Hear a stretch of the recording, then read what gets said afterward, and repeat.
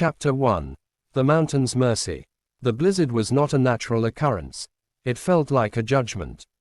Ren, a high-level corporate strategist for the O-Tech conglomerate, found himself trapped in a luxury mountain cabin with 3 men he had spent a decade trying to outmaneuver.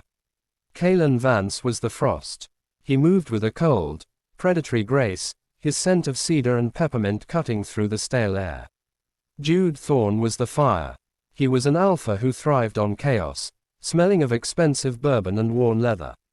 Dr. Aris Vane was the deep water, quiet, observant, and smelling of white tea and the ozone that precedes a storm.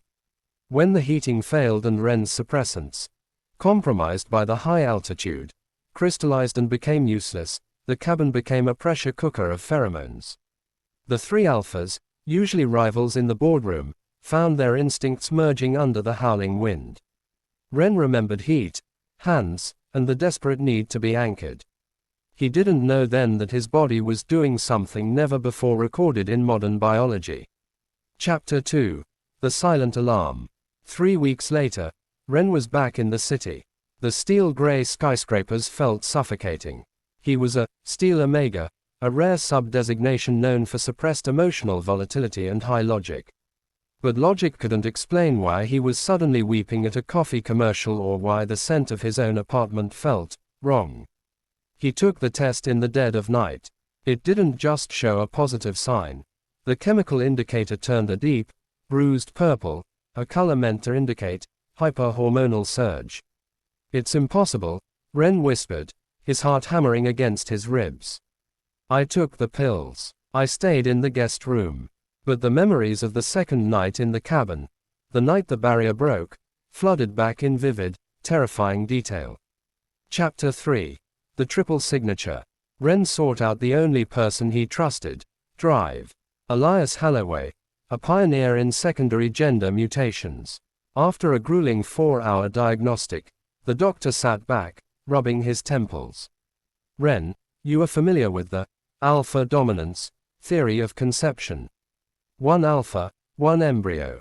The strongest scent wins," Ren replied mechanically. "Your body rejected the theory," Holloway said, turning the monitor. "You have what we call a chimerical integration. Because you were exposed to 3 high-potency alpha signatures simultaneously during a period of extreme physical stress, your womb didn't choose. It stabilized by taking elements from all 3. The baby, it's not a hybrid. It's a triad." Ren felt the world tilt. "I'm pregnant with all of them. At once. In 1 child," Holloway corrected. "And here is the danger.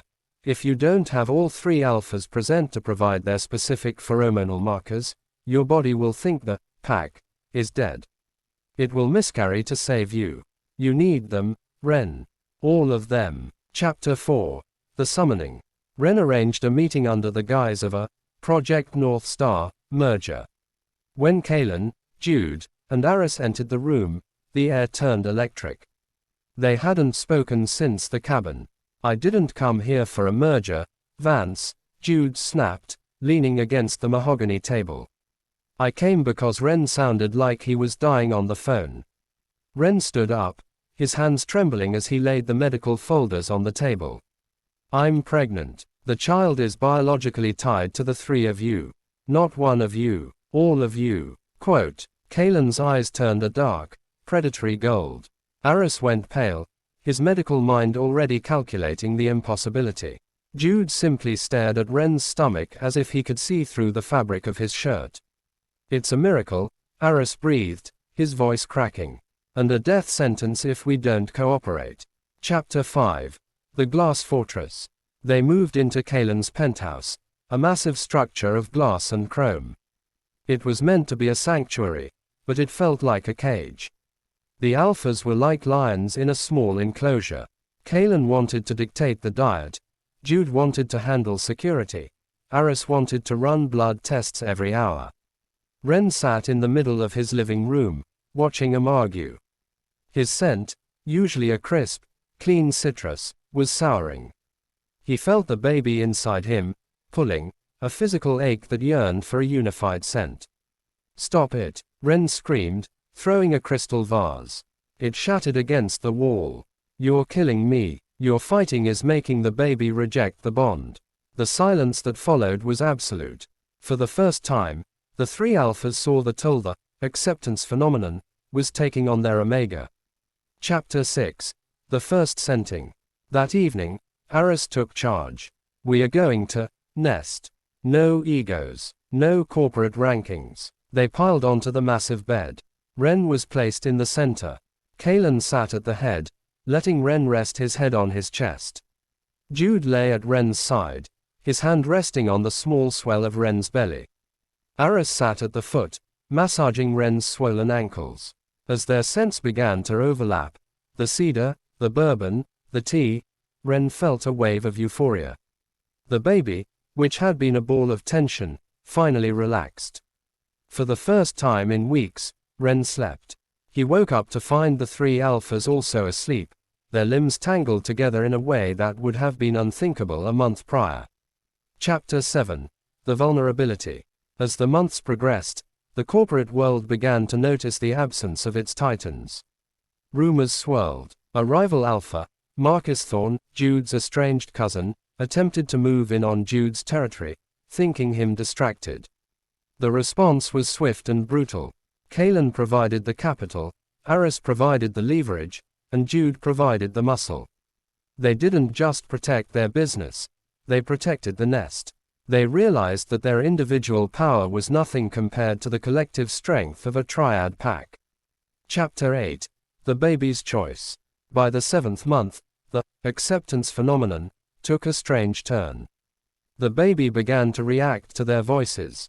If Kaelen spoke, the baby moved to the left. If Jude laughed, the baby kicked the right side. If Aris sang, the baby went still and calm. He knows us, Jude whispered one night, his ear pressed to Ren's skin. The little brat already knows exactly how to manipulate us.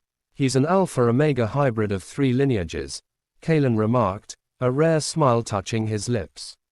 He won't just manipulate us, he'll rule us. Chapter 9. The nesting fever. Ren's instincts finally took over his logic. He began thieving. He stole Kaelen's silk ties, Jude's leather jackets, and Aris's lab coats. He dragged them into a walk-in closet and built a literal nest. He refused to come out for 48 hours.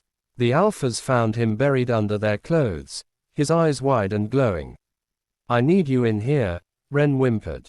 The sight of the 3 most powerful men in the city crawling into a closet to huddle together was the moment the last of their rivalry died. They weren't competitors anymore. They were a family. Chapter 10. The storm returns. Ren went into labor during a massive summer thunderstorm. It was a violent, rapid progression. The biological complexity of the triad embryo meant that Ren's body was processing 3 times the normal hormonal load. "I can't do it," Ren gasped, his face slick with sweat. "It's too much. The scents, they're overlapping too fast." "Focus on me," Kaelen commanded, gripping his hand. "Focus on the fire," Jude growled, kissing his temple. "Listen to my heartbeat," Aris whispered, monitoring the monitors with one hand and holding Ren's other hand with the rest. Chapter 11. The birth of Leo. At 4:22 a.m., the acceptance phenomenon reached its climax. As the baby was born, a pulse of pure, golden pheromones filled the room. The doctors and nurses froze. They had never smelled anything like it. It was a scent that commanded absolute peace.